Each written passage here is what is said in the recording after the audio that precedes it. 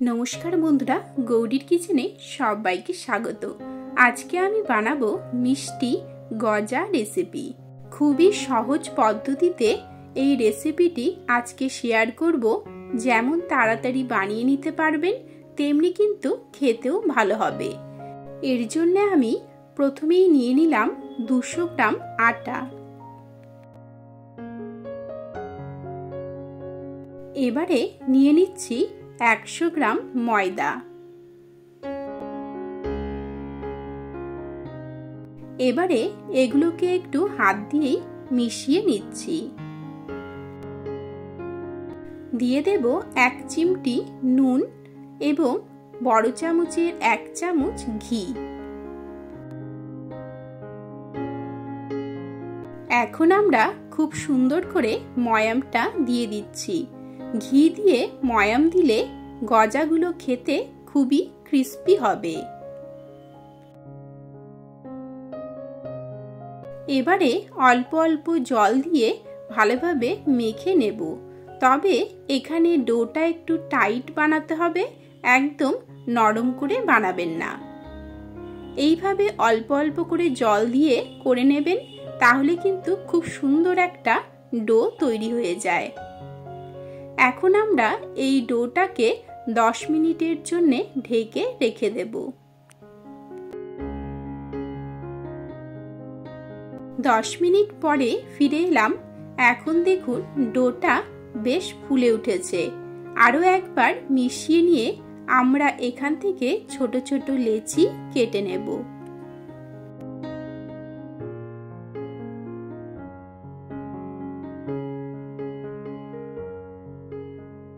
লেচির সাইজগুলো দেখুন ঠিক এই রকম রাখবেন, তাহলে কিন্তু তাড়াতাড়ি করে বানানো হয়ে যাবে।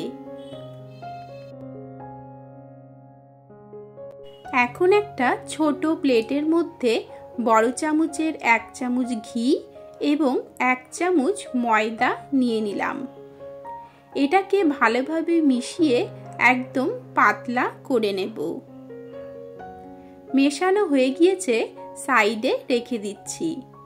এখন আমরা লেচিগুলো বেলে নেব। তার জন্য প্রথমেই এইরকম অল্প করে শুকনো ময়দা ছড়িয়ে দিলাম। এখন এই লেচিগুলোকে আমরা ঠিক রুটির মতো করে বেলে নিচ্ছি।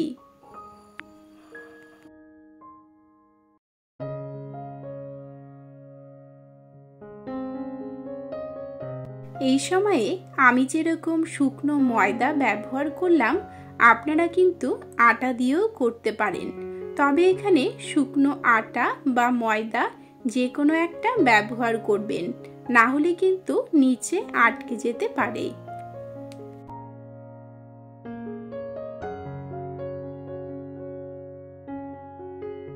আর এখানে আরেকটা কথা মাথায় রাখতে হবে, চারিদিকে যেন সমানভাবে বেলা হয়। কোথাও পাতলা বা কোথাও মোটা এইরকম যেন না হয়। ঠিক দেখুন এইভাবে বেলে নিতে হবে। আমি আপনাদের আরেকটা দেখিয়ে দিচ্ছি। একইভাবে শুকনো ময়দা প্রথমে দিয়ে দিলাম। এবারে রুটির মতো করে বেলে নিচ্ছি।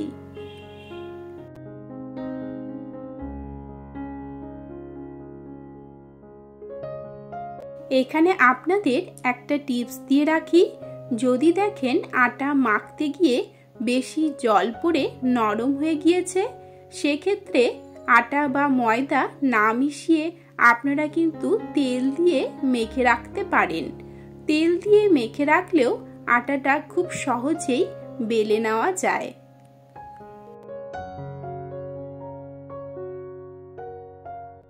আমি আজকের এই গজাগুলো 4টে লেয়ারে বানাবো।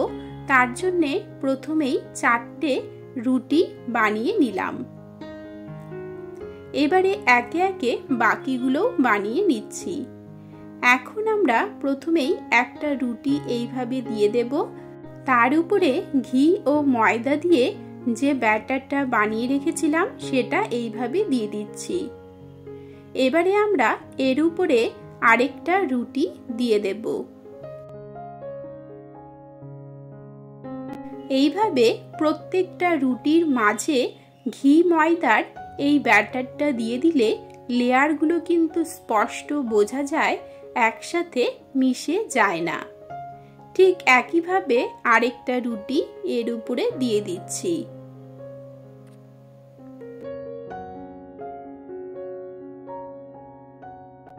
আমি এখানে 4টে লেয়ারে করেছি, আপনারা চাইলে কিন্তু 3টে লেয়ারেও করতে পারেন।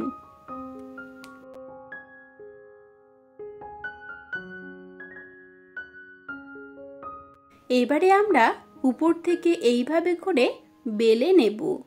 এখানে ঘি ময়দার ব্যাটারটা দেওয়া আছে জন্যে একসাথে জোড়া লেগে যাবে না, আপনারা কিন্তু খুব সহজেই বেলে নিতে পারবেন। এইভাবে করে নিলে খুব তাড়াতাড়ি কিন্তু বানিয়ে নেওয়া যায়।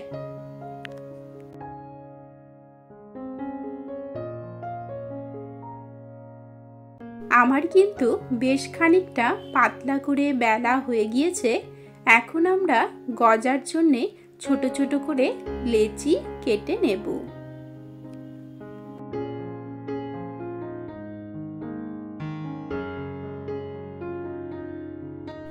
লেচি কাটার জন্য প্রথমেই দেখুন এইভাবে এক পাশ থেকে ফোল্ড করে দিতে হবে।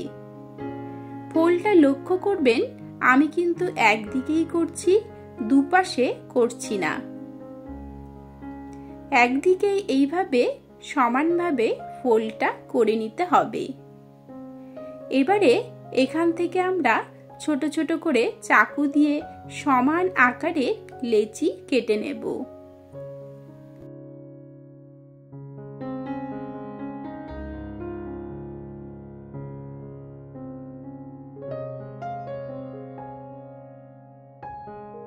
এই লেচিগুলো আমি যেরকম চাকু দিয়ে কেটে নিচ্ছি সেইভাবে কেটে নেবেন, হাত দিয়ে করতে যাবেন না, তাহলে কিন্তু নষ্ট হয়ে যেতে পারে।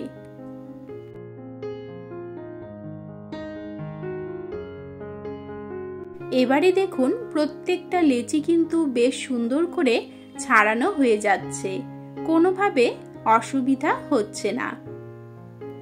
এবারে এই প্রত্যেকটা লেচি থেকে কিভাবে গজাটা বানাবেন সেটা দেখিয়ে দিচ্ছি। একটা করে লেচি নেবেন আর এইভাবে হাত দিয়ে খুবই হালকা হাতে একটু চাপ দিয়ে বসিয়ে দিতে হবে। তাহলে কি হবে, প্রত্যেকটা লেয়ার একসাথে জোড়া লেগে থাকবে, খুলে খুলে যাবে না। আর যখন ভাজবেন তখন কিন্তু প্রত্যেকটা লেয়ার খুব সুন্দর বোঝা যাবে।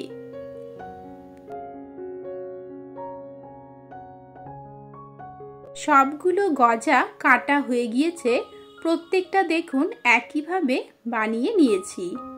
এবারে আমরা প্রথমেই চিনির শিরাটা বানিয়ে নেব।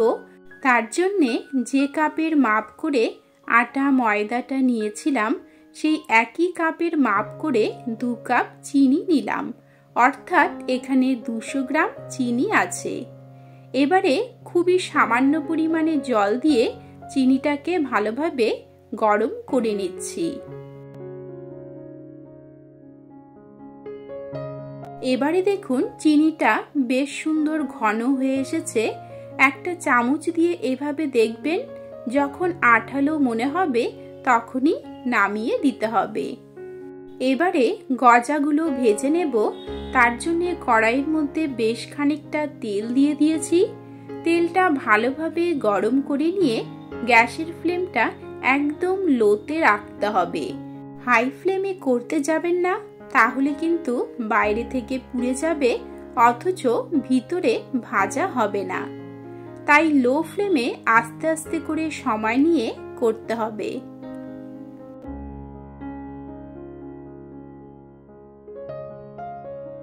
এইভাবে গজাগুলো ভাজতে আমার প্রায় 10 মিনিট সময় লেগেছে।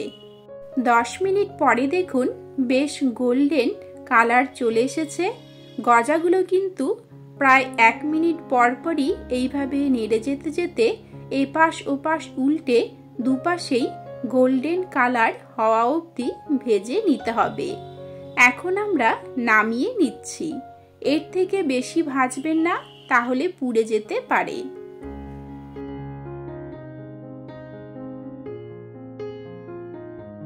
এবারে আমরা যে শিরাটা বানিয়ে রেখেছিলাম সেটা একবার চেক করে নিতে হবে গরম আছে কিনা।